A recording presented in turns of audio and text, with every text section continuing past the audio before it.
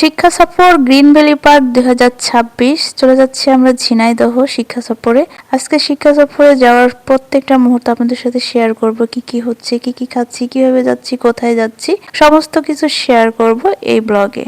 আসসালামু আলাইকুম, hello everyone, কি অবস্থা সবার? সকাল সকাল রেডি হয়ে চলে যাচ্ছিলাম স্কুল মাঠে, কারণ স্কুল মাঠ থেকে আমরা সবাই চলে যাব শিক্ষা সফরের উদ্দেশ্য ঝিনাইদহ।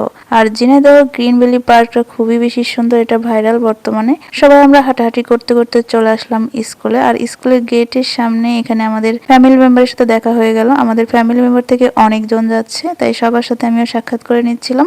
আর এখানে দেখতেই পাচ্ছেন আমরা একটু পোজ দিচ্ছিলাম, আর স্যার ছিল এখানে, স্যারের সাথেও আমি পরবর্তীতে আলাপ আলোচনা করব, কারণ কখন গাড়ি যাবে, কোথায় থেকে যাবে, কি সমস্যার বিস্তারিত আলোচনা করতে হবে সেজন্য। স্যার কিন্তু অনেক ভালো মানুষ। আর আমি কিন্তু এখানে গেস্ট হিসেবে যাচ্ছি, আমাকে ইনভাইট করা হয়েছে স্যার ম্যাডামের পক্ষ থেকে, সেজন্য। এটা হচ্ছে স্যার, আমাদের শরীফুল স্যার এটা। তো স্যারকে আমি জিজ্ঞেস করতেছিলাম কেমন আছেন, কি অবস্থা, দূর থেকে জিজ্ঞেস করতেছিলাম। তো ভাবলাম যে না, কখন যাব, কিভাবে যাব, বাস কোথায় থেকে সেটা জিজ্ঞেস করি, যেহেতু আমাদের ফ্যামিলি মেম্বারের মেয়েদের প্রত্যেকটা মেয়ের দায়িত্ব আমার কাছে ছিল।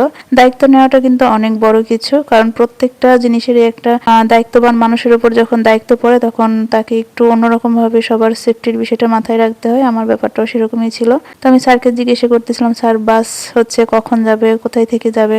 তো স্যার বলল যে বাজার থেকে যাবে, এখন এখানে সবাই আসবে স্কুল মাঠে, আর স্কুল থেকে সবাই একসঙ্গে হয়ে তারপর বাসের উদ্দেশ্যে বাজারে রওনা হবে। এটা ছিল সিঙ্গেল রাস্তার পাশে স্কুলটা, সেজন্য এখানে বাস আসেনি। আর বাস যাচ্ছে মোট সর্বমোট হচ্ছে 4টা, আর স্টুডেন্টও অনেক যাচ্ছে, টিচার যাচ্ছে, সেক্ষেত্রে থেকে বাস কিন্তু 4টা যাচ্ছে। অন্যান্য হচ্ছে স্কুলে 2-1টা করে বাস যায়, আর এখান থেকে 4টা বাস যাচ্ছে। 4টা বাস যাওয়া মানে অনেক ব্যাপার স্যাপার এবং অনেক লোকজন থাকবে। তো প্রত্যেকটা স্যার ম্যাডামরা বলতেছিল এখান থেকে সকালের ব্রেকফাস্ট শেষ করে তারপর যাবে। তো আমরা সবাই ওয়েট করতেছিলাম সবাই কখন আসবে এখানে। সবাই একসঙ্গে উপস্থিত হওয়ার পর আমরা সবাই ব্রেকফাস্ট সেরে তারপর রওনা দিব। আর সেখানে গিয়ে লাঞ্চ শেষ করে ঘোরাফেরা করে তারপর আবার ইনশাল্লাহ বাসার উদ্দেশ্যে রওনা হব। তো অনেকেই কিন্তু চলে আসছে অলরেডি, অনেকেই রাস্তায় আছে, সবাই এখানে কিন্তু জড়ো হচ্ছে। অলরেডি ছেলেরা খাবার নিয়ে বসে পড়েছে, ওরা খাচ্ছে।